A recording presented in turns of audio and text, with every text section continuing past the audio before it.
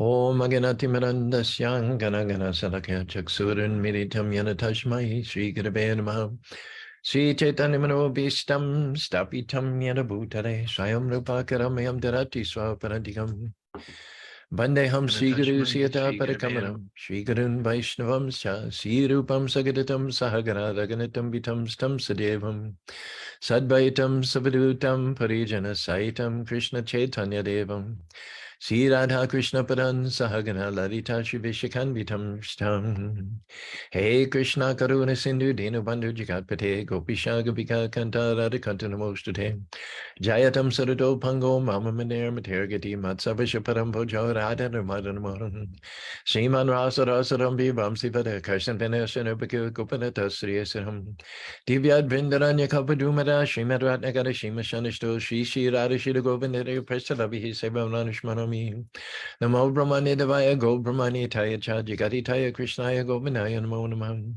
Mangalam Bhagavan Vishnu Mangalam Guru Rajaja Mangalam Paridikaksham Mangarayatano Om Narayanaya Vidmahi Vasudevaya Dhimahi Tano Vishnu Prachodhyate Om Mahadevi Chavidmahi Vishnu Padni Chadimahi Tano Lakshmi Prachodhyate Mahalakshmi Namastubhyam Namastubhyam Sarasari Hare Pare Namastubhyam Namastubhyam Dhyadire Tapti Kanchana Gaurangi Radhe Vindavaneshwari Vishavana Sute Devi Pranamani Pariye Pariye Nama Om Vishnu Padaya Krishna Pastaya Bhutare Shrimati Bhakti Vedanta Swami Tanumane Star Sati Deva Gauravani Pacharini Nirvishes Sunivari Paskada Desarani Sri Krishna Chaitanya Prabhu Nityananda Sri Advaita Gadadhar Srivasari Gaur Bhakta Vindam Hare Krishna Krishna Krishna Hare Hare Hare Ram Rama Hare Hare. Welcome to Transcendental Tuesday. Rob on Zoom, Rakesh, Brent, Jean is there, others not commenting on Facebook, but it looks like 5 or 6 there live on Facebook. Today is second of our trifecta this week. And altogether the 28th segment in which we discuss the qualities of Ambarish Maharaj. Over and over again, we come back to the point that happiness is not something you attain from the outside in, it's something from the inside out. Lord Chaitanya Mahaprabhu gave us the key, the direction, the pointers.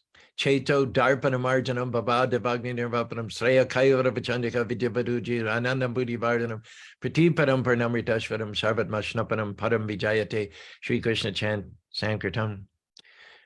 Chanting the holy names cleanses the heart, extinguishes the flames, breaks the chains, blesses the earth at large with moonlight rays, discharging waves of nectar our sense has been craving since ancient days. The holy names put all the blessing to shame. Krishna Govinda, chanted anywhere, everywhere. Mercy Shakti is fully there. Divine app to restore your mental software, zap the malware, restart your heart, tap the reservoir of loving care. No hard and fast rules, no lessons, no schools. The bliss of bhakti, rare yet free for the taking. Only declare your heart is aching in divine love awakening. Lord Chaitanya Mahaprabhu said, happiness is nothing to be attained externally. Happiness is, we're endowed. God gave us happiness when he created us. He made us. He didn't give us happiness like you give somebody a Christmas present or a birthday present. He made us. Try to understand. This is next level blessings. This is next level love. We show love for our family members, our children, our parents, our acquaintances by giving them some stuff at their birthday or on special occasions like Christmas and anniversaries. Krishna didn't give us any external stuff to manifest his love for us. He made us of happiness. Just let that sink in for a minute. He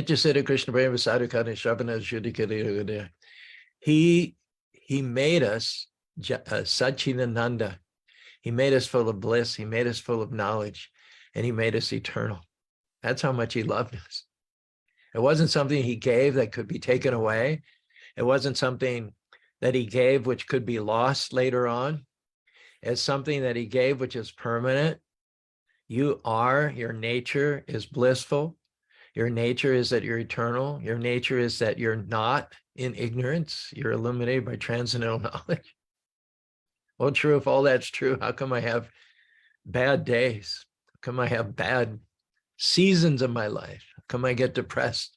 How come, and what about all these people that are mentally ill and mentally disturbed and dirty and running around with no purpose in life? I don't see what you're saying to be visibly true. I don't see the evidence for that in Salt Lake City, nor even if I go to Chicago or Short Hills, or even if I go to the affluent suburbs like Berkeley or Cheviot Hills. I don't see this evidence that we are blissful, we're eternal and full of knowledge. I see just the opposite. I see ignorance everywhere I go. I see misery everywhere we go. I see temporality everywhere we go. I see suffering everywhere we go. So I'm not sure that evidence bears out what you're saying. The point is, you have to excavate it. You have to dig it out. It's been covered. That's what Lord Chaitanya tells you. For so long, who knows how many incarnations, we've accepted one material body after another. We've identified in each and every one of those incarnations with that material body. We've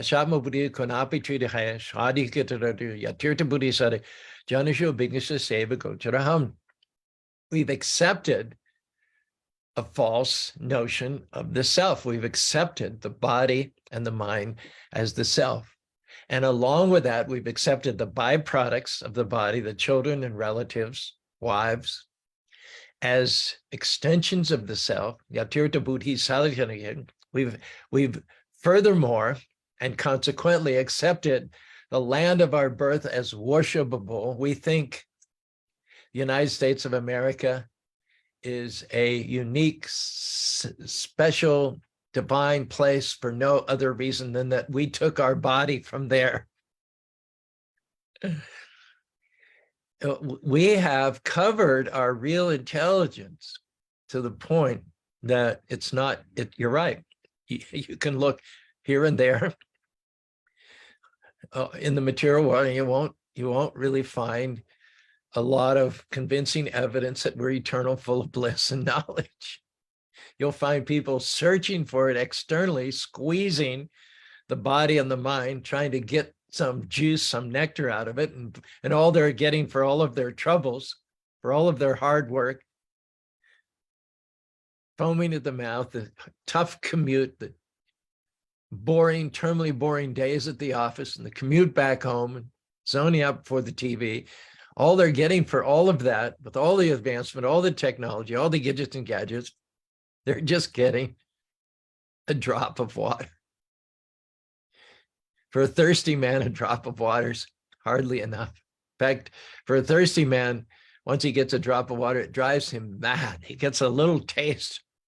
His appetite for gallons and gallons of water, to swim in it, to submerge in it, to drink it, to shower in it, is just inflamed when he gets a little drop of water on his tongue.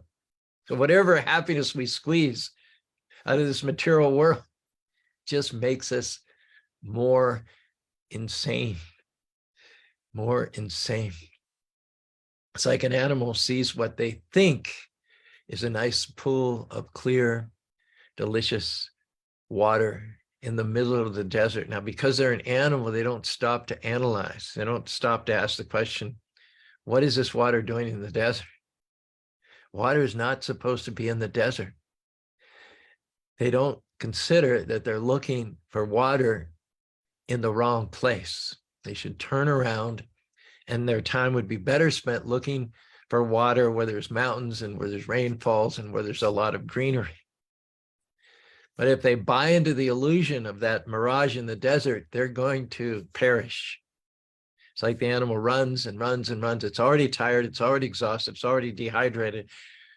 But it seems to get a second life when it sees this mirage in the desert in the distance. And by running after the mirage, which of course itself remains ever elusive, the animal uses up the last dram of its energy and perishes there, becomes a skeleton scorched in the heat, lying in the sand amongst the cacti.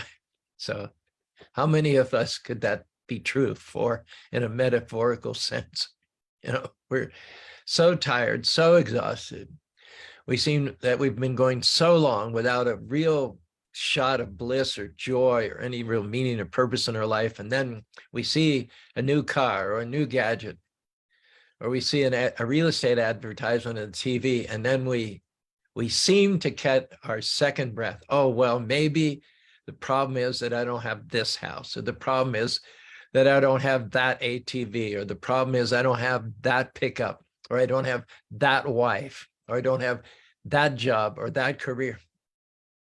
And then we seem to get a second wind. We seem to be revived, but really it's compared to the revival of the dragging, drooping, parched, dehydrated, withered animal who's been pulling himself through the desert for days and days, is on the verge of dying of thirst, and he thinks he sees water in the desert. In his maddened, deluded state, he thinks he sees water in the desert. And instead of turning around and going to that place where there's actually water, where there's evidence of greenery and clouds, rain clouds, dark clouds, he perishes by using up the last measure of his strength, running after the mirage. Happiness starts from within the heart. It is already part of us. We're made of happiness. We have done ourselves the greatest disservice by being dragged away by the allure of sense gratification. We've sold out to our senses like a boat on the water, which has no anchor. It's got a big sail, and that sail is susceptible to any breeze blowing east to west or west to east or north to south or south to north. That boat will just go. It'll just go. It has no fixity. There's no stability. It's at the whim of whatever breeze comes by. And so how many of us are like that? Look at an animal. A dog is running. I read yesterday, we have 3 million scent cells in our nose. Dogs have 500 million. How many times have you seen a dog running pell-mell in one direction, and then a scent comes, perpendicular scent wafts across front of his nose, and then his whole body, beginning with the nose turns in the direction of the scent, and then his whole body does a 360 or 180 or 45-degree turn, and he's off in the direction, having caught this scent. Or bloodhounds, tracking the scent of somebody. Why should we live our lives, eternal spirit souls, part and parcel of God, composed of eternity, bliss, and knowledge, being buffeted by the waves of sense gratification?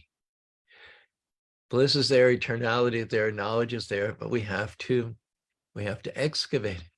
Now, if I were to come up to you and tell you that beneath your feet are millions and millions of dollars of gold, and then I would walk away, haven't I just done you the best service? I've told you what it is that's beneath your feet. It's on your property. It's on the land to which you have a deed and a title. Now you have to do the rest. I don't have to fund you. I don't have to dig for you. I don't have to sweat for you. I've told you where the gold is. I've told you it's on your property. I've told you it belongs to you. Now, if you're too lazy to get the equipment, the shovel, and the mining, prospecting tools, in fact, right here in Spanish Fork, there is a store which sells gold prospecting equipment. Right here in Spanish Fork. You don't even have to go to Provo. You don't have to go to Salt Lake. You don't have to order it on Amazon. Just go to the prospecting store in Spanish Fork, get yourself some tools, put in a little bit of work, And you're with the assurance, the prior assurance that you're going to be a rich man. Really, I can't do more than that for you. God has endowed us with eternity, knowledge, and bliss. And as Lord Chaitanya Mahaprabhu, he's told us how we can benefit from that.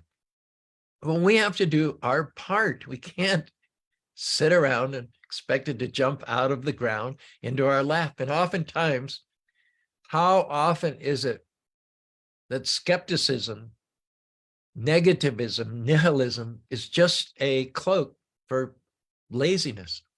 We say, oh, I don't think. I've done my own studies. I've done my own research. I have my own scientists. I have my own engineers. And they don't think that what you say is true. They don't think that what you say, they don't think that there's actually gold underneath the ground. So I'm not going to waste my time. I'm not going to do anything. Really, what have you got to lose? What have you got going for you anyway, except a mirage in the desert of this material world? You've got nothing to lose and everything to gain. This is Pascal's famous Lagan. Lagan, Pascal said, there's no God, if there's no spirituality, there's no eternality, bliss, and knowledge. It's all just a fairy tale. Then what have you got to lose? You got nothing anyway. But at the same time, if this is true, and it's certified and verified to be true from the mouths of the greatest people of the greatest, highest integrity and the best character throughout history, Lord Jesus Christ, Buddha, Mohammed, and Chaitanya Mahaprabhu, Ramanujacharya, Madhvacharya, Narada Muni, Vyasadeva, and on and on and on and on. The very highest quality living beings are all beckoning us to go back to the spiritual world, to do ourselves a service and get out of the muck of this material world. So if we follow Mahajana Yenagata, if we follow the path, the lives of great men all remind us we can make our lives sublime and departing leave behind us footprints in the sands of time. Footprints that perhaps another forlorn and shipwrecked brother seen shall take heart again. Let us then be up and doing with a heart for any fate, still achieving, still pursuing, learn to labor in the way. What is the harm? Take your shovel and plunge it into the earth and start digging. Do a little something for yourself. God's not going to do for you what you can do for yourself. He's given you, he's blessed you in ways that you can't even imagine, that you can never you can never come to the end of our gratitude to him. But we have to do what we can do. He's given us the ability, the intelligence, the strength to take advantage of our inheritance, to claim our inheritance from our loving Father. But if you're too lazy to do the basic, to get that gold, which is, according to the highest authorities, underneath your feet, then what's the result? The result is exactly what you see around you in this day and age. Depression, addiction, meaninglessness, terminal boredom, school shootings, countries invading other countries in order to increase their sense gratification, politicians destroying countries for their own self-aggrandizement. No wonder that we don't see any particular evidence that we're eternal, full of bliss and knowledge, because we have allowed ourselves to be misled. We haven't taken up the banner. We haven't been active and diligent in culturing transcendental knowledge. We've kind of let ourselves be adrift on the winds of sense gratification. And as such, unscrupulous leaders and politicians without any qualifications at all have started to steer our boats towards destruction. Avishmitam tam panivkanam shabena levinishamam prachambino prashatiram shalangan artitartisram. Prahlad Maharaj is astonished in the 7th canto. He says, God is within your heart. He's Satchidananda Vigraha. He's the full-bodied form of knowledge, bliss, and eternity. He accompanies the individual soul, the Atma, who he made in his own image, full of eternity, knowledge, and blissful. He's with you through thick and thin. He's closer than a brother. He's willing to guide your footsteps. He's willing to direct you in such a way that you throw off the shackles of material birth, death, disease, and old age, and come back to home, back to Godhead. He invites you. He comes personally, as he did Lord Sri Krishna, Lord Chaitanya Mahaprabhu. He canvasses, come back, come to me. I will direct you. I will guide you. I will shelter you. I will protect you. I will continue to love you.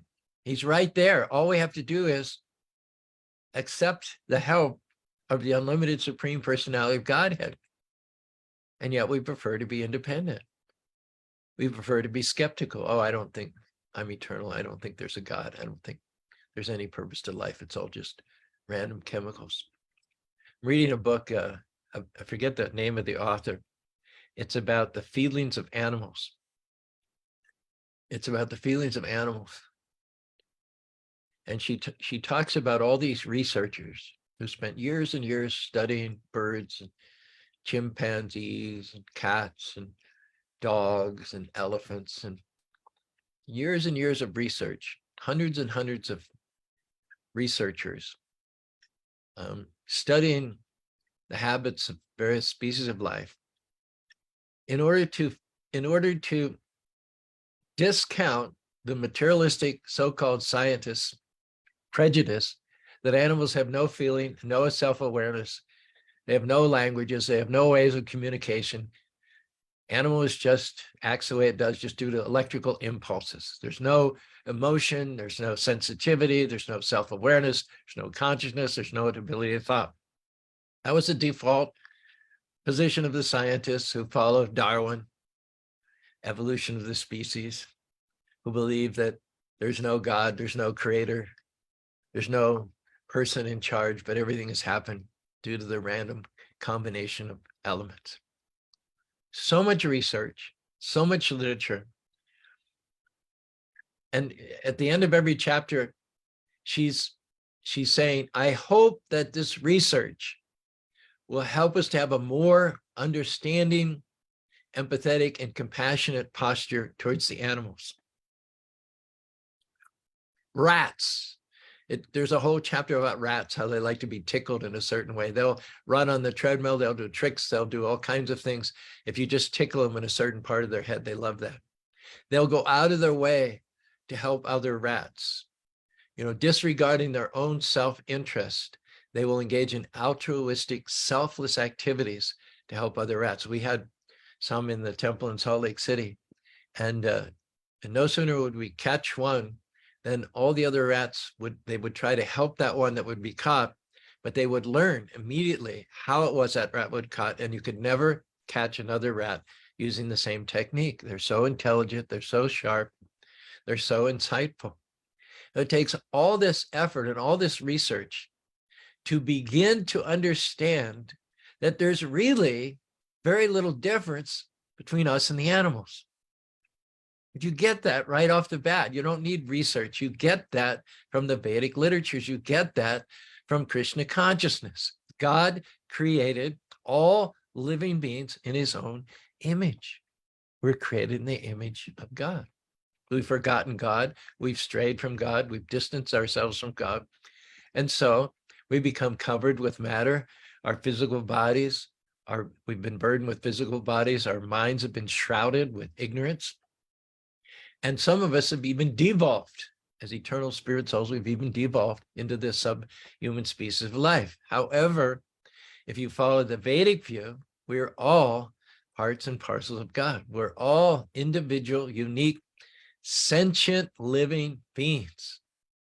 You live on this property here in Spanish Fork, the llamas, the peacocks, the parrots. Everyone is clearly an individual with deep, complicated emotions, who feel things very, very, very, very sensitively. There's no question about that. We don't need research. We don't need to do experiments. We don't need to get grant money from the government to prove what we already know, that every living being is a part and parcel of God, made of eternity, bliss, and knowledge. What we need to spend our time and our energy and our money on is purify. It's already there. It's not external.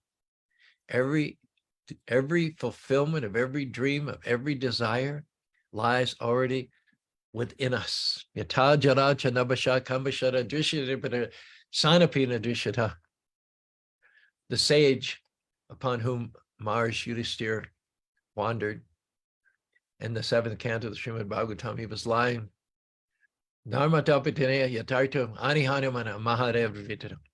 This sage was lying in one place. He'd taken the bow of the python.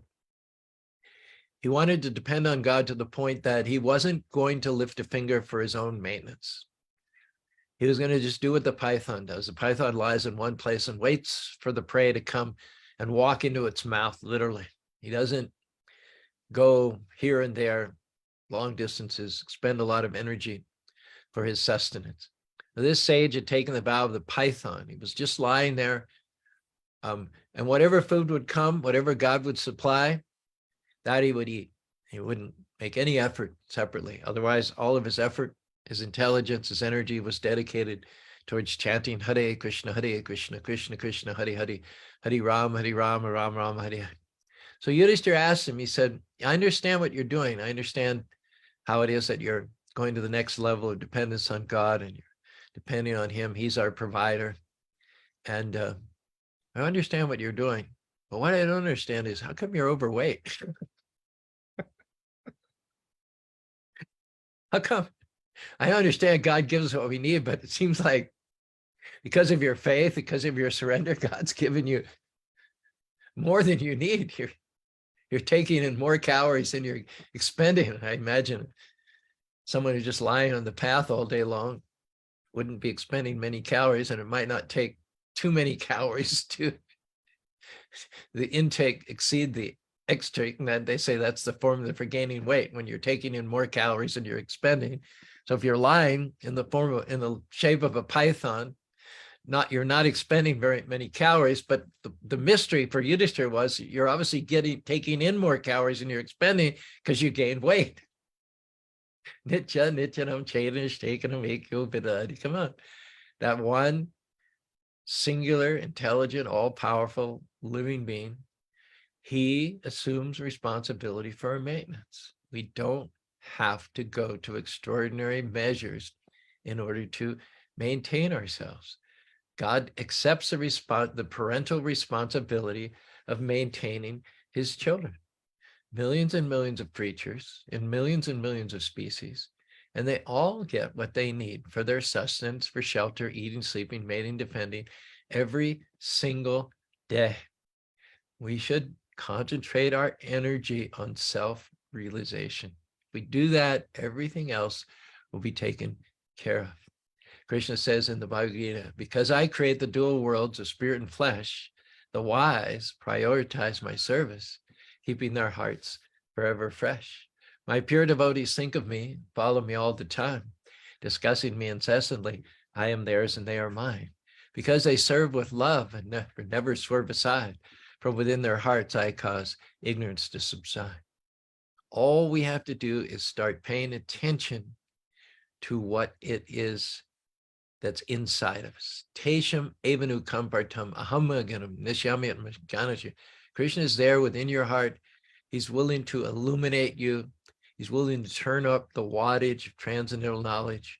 If you're willing to serve him, if you're willing to be open to understanding the purpose for which he created you and get in the middle of that, there is no power in the world that can stop you. There is nothing which is impossible for someone who is executing God's mission in this world not to accomplish. And what happens to you as a person from being splayed all over the place, from your intelligence being fragmented into millions and millions of pieces, Vyavishadmikabhut eka kuru nandana, your intelligence shifts from being all over the place. It shifts from being many branched, mahu baka, bahu maka sahacharaham.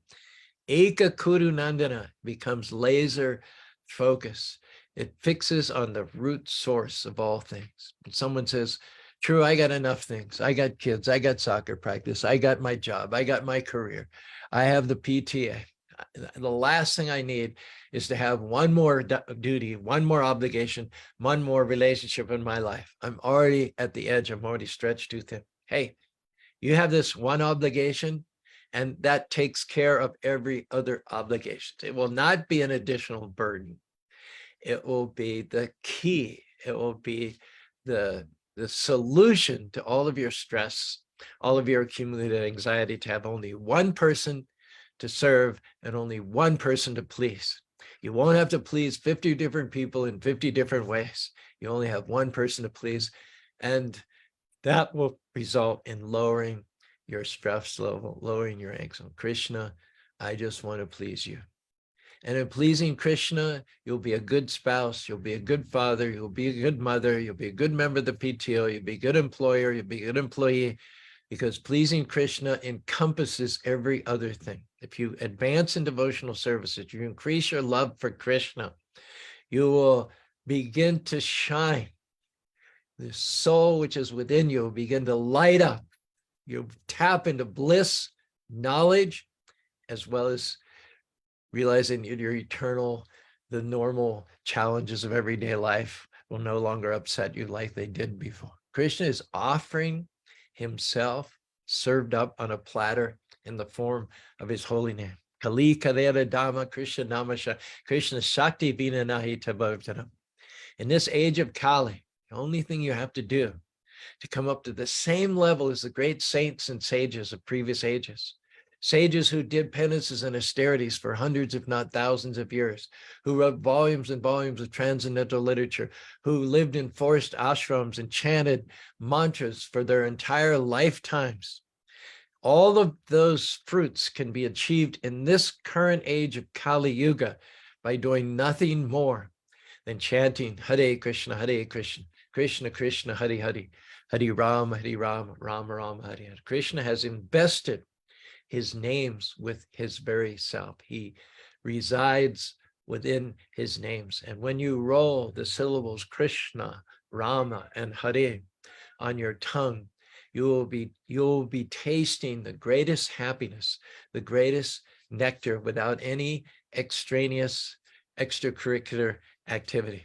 It is a particular mercy of the Lord, and it is a particular blessing, concession of the age in which we're living, in that we can directly experience God. We can directly tap into that gold mine of eternity, bliss, and knowledge, which is embedded within us, by doing nothing more strenuous than attentively and consistently chanting the holy names of the Lord.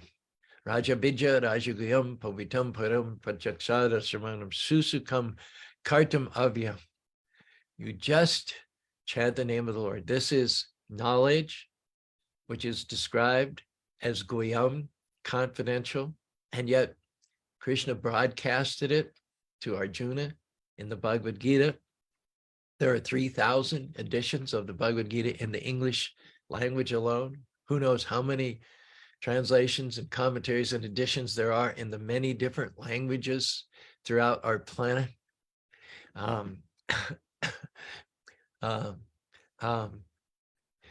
The knowledge was broadcast. It's broadcast through the Bhagavad Gita. It's not hidden under a carpet or locked up in a safe. Krishna is making it available to humankind indiscriminately. The ISKCON movement since 1965 alone has distributed 1 billion copies of the Bhagavad Gita. It's not a secret. It's not being held back. You don't have to pay anything for it.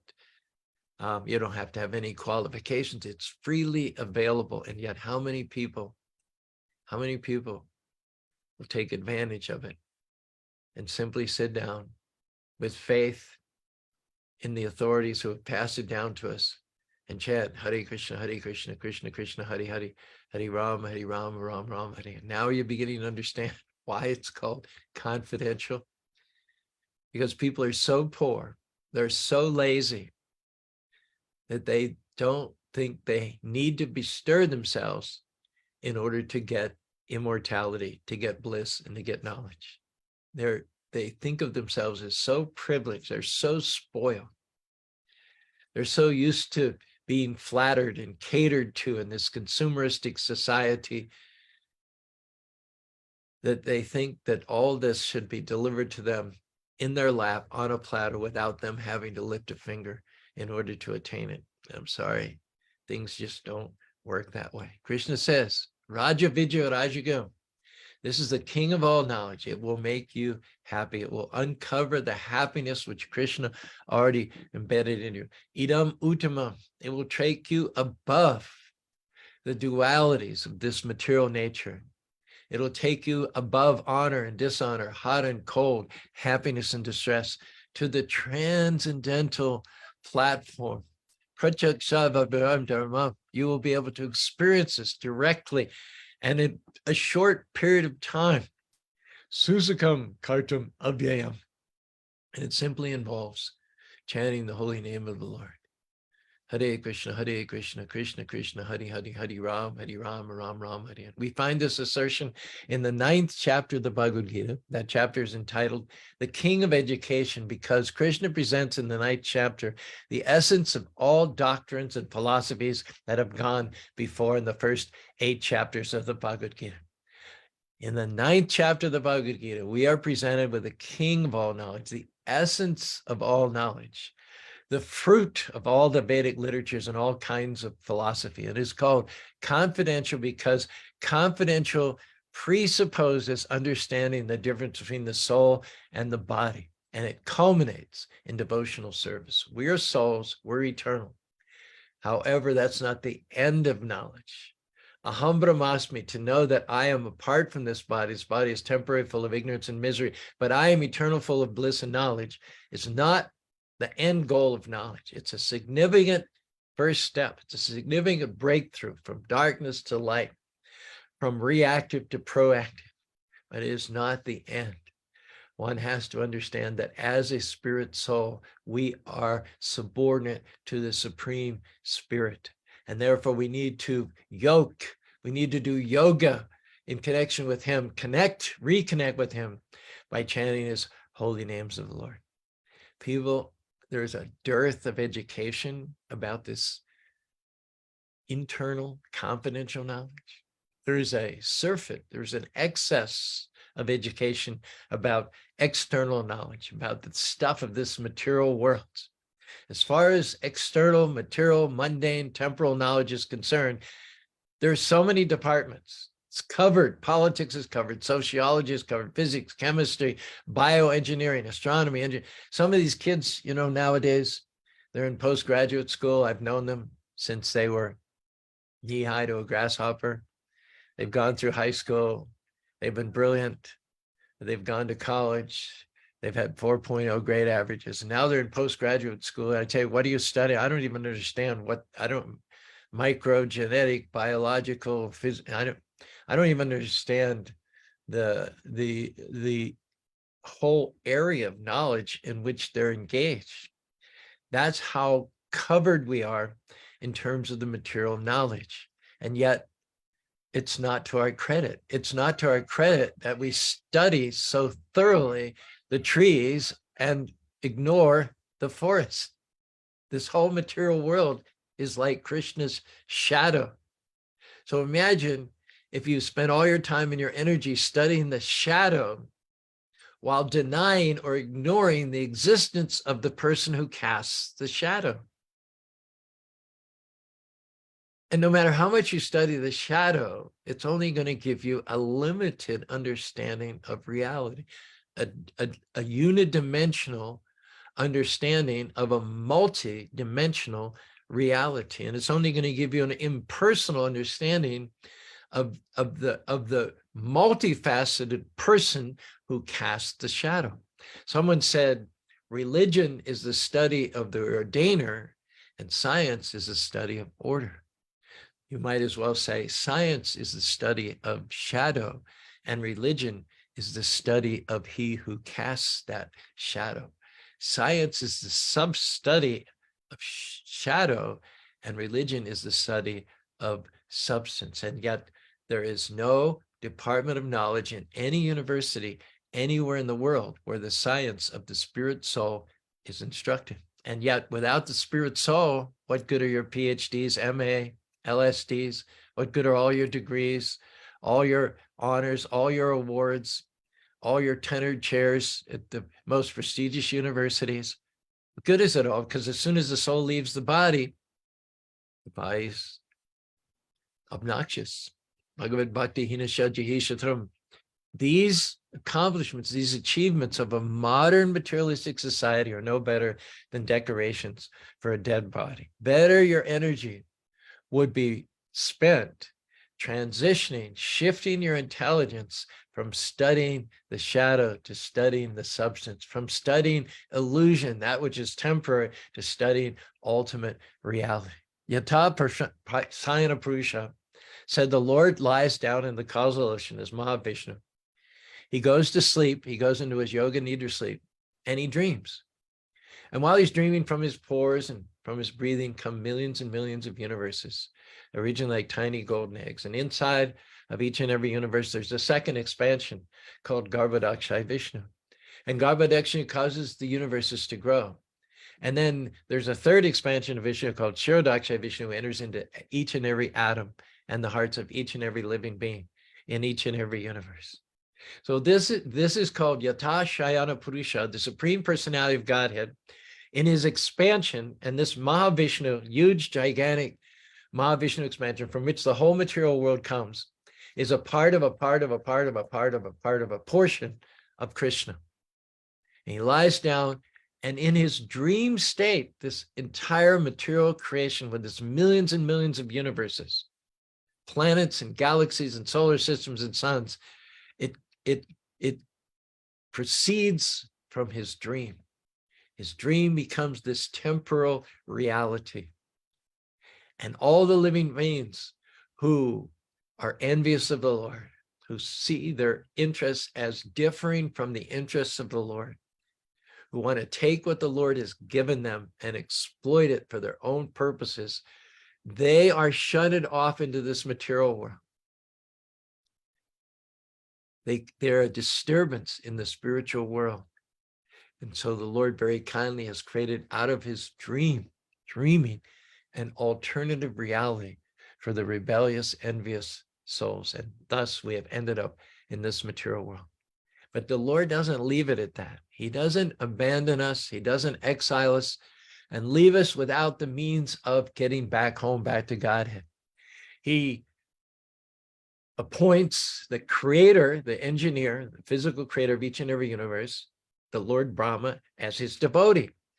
His demigods, the department and universal head of various affairs like water and fire and earth, they're all devotees. Through Lord Brahma, Lord Krishna imparts the entire Vedic literature so that the knowledge can be extant in human society and come down through disciplic succession, generation after generation. There are scriptures. The Lord incarnates in his literary incarnations, Vyasadeva, and the scriptures are there, the Srimad Bhagavatam.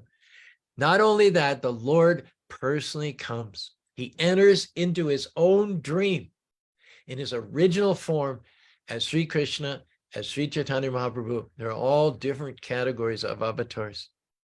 He comes to try to talk sense into us and try to get us to give up our wayward, rebellious, envious position and accept shelter in his outstretched arms. He offers to reestablish ourselves as sons and daughters of the Almighty Supreme Lord. He offers to crown us with favor. He offers to guide us with the light of his knowledge and the light of his love back to that purified situation which we originally abandoned.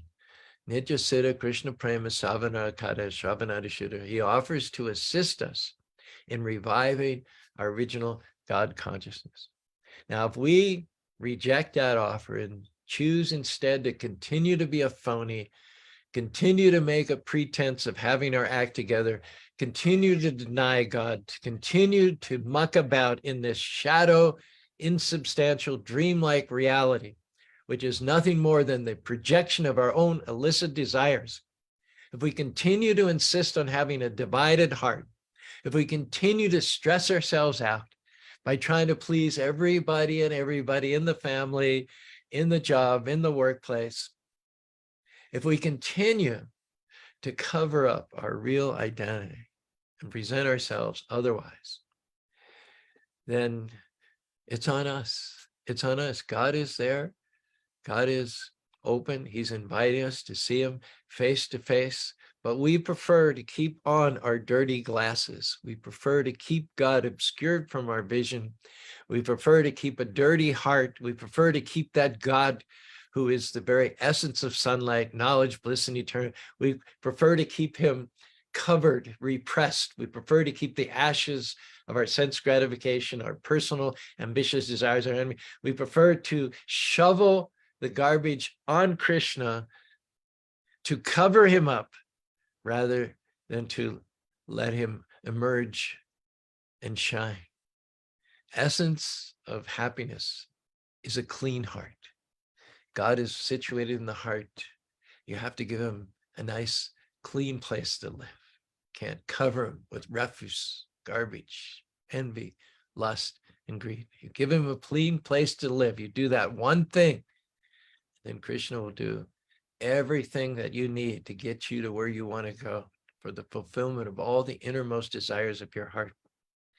Finishing up here, this is a quote from Kundali Das from a Back to Godhead article called Hallowed Be Thy Name. And he writes, in addition to giving direct realization of the Lord and elevation to his transcendental abode, the chanting of the holy names of the Lord can immerse the chanter in a profound state of spiritual rapture.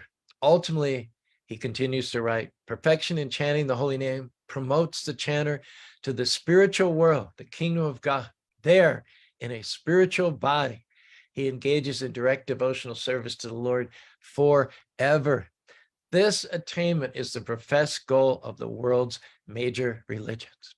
How do I get a clean heart, you may ask? The answer is you can't. You can't do it yourself. But the good news is that the Lord is an expert heart transplant specialist. He's standing by to give you a new heart. Doesn't cost a thing. He's never lost a patient.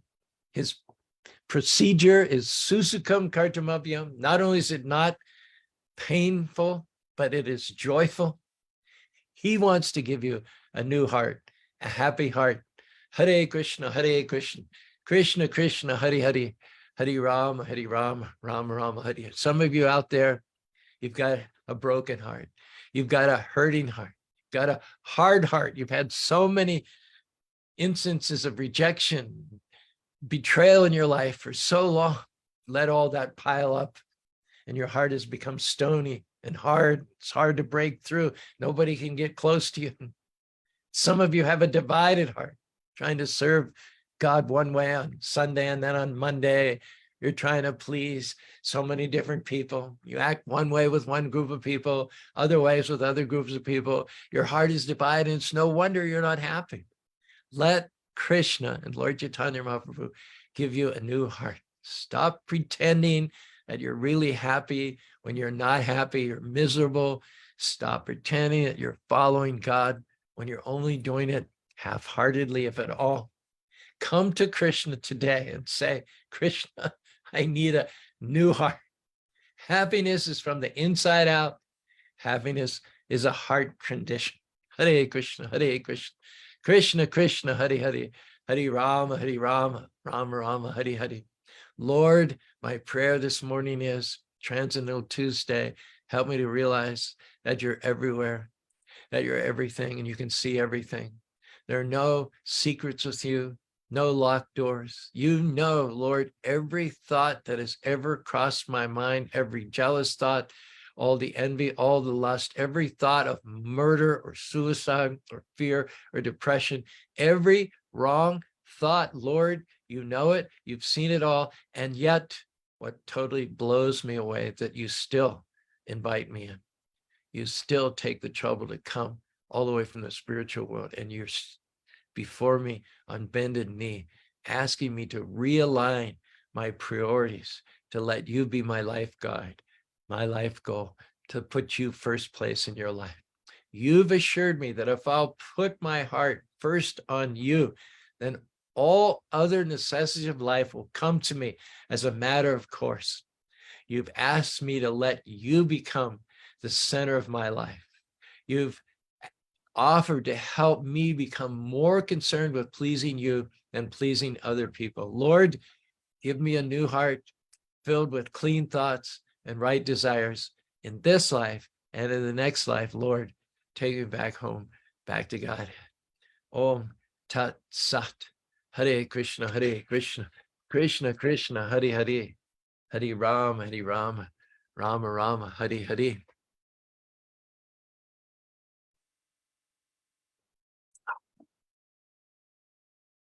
Thank you. Govinda Dave. Govinda, how did the talk go on Saturday night? How was the crowd? Be sure and let me know.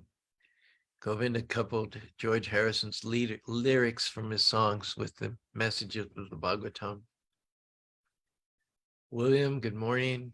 William comments on Facebook, I need you.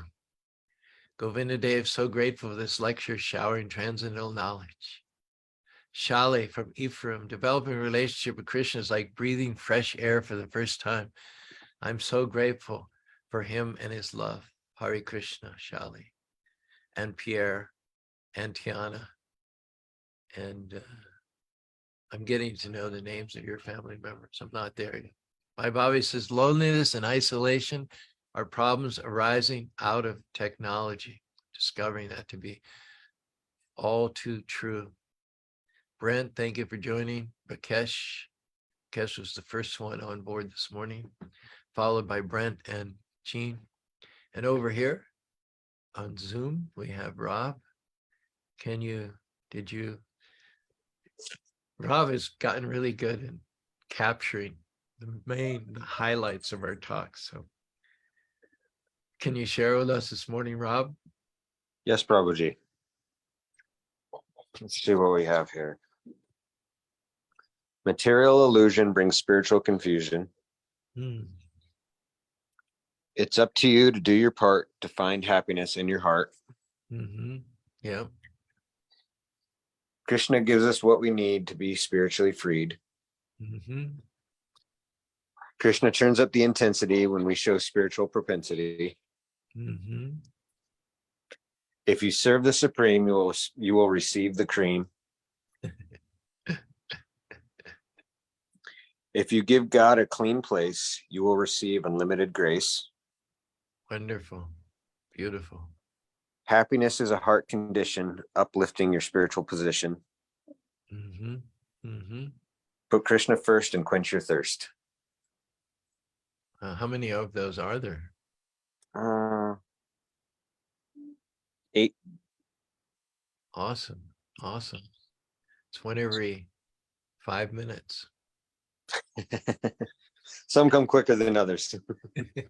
But they come. You're a veritable fount of conciseness. Please do that to me. It's just a little clever wordplay. The inspiration comes from your reading of the Srimad Bhagavatam. Yeah, but other than just passively listening, it's good. It's good to do what you're doing or something similar, because that embeds the knowledge within you. It's good to be writing, taking notes, creating little ditties or poems. All of that helps you retain the knowledge a lot better. I know I always do that. I never just sit and listen, but I'm always taking notes or typing, going back to it a bit to dip, refresh myself, and drink again and again from that well, that reservoir. So good on you. Congratulations. I think I've taken up enough of your time. It's almost 1 hour since we started, but certainly a worthy topic. And I hope that we can revisit mentally throughout the day and refresh ourselves. Hare Krishna, Krishna Krishna, Hare Hare, Hare Rama, Rama Rama, Hare Hare.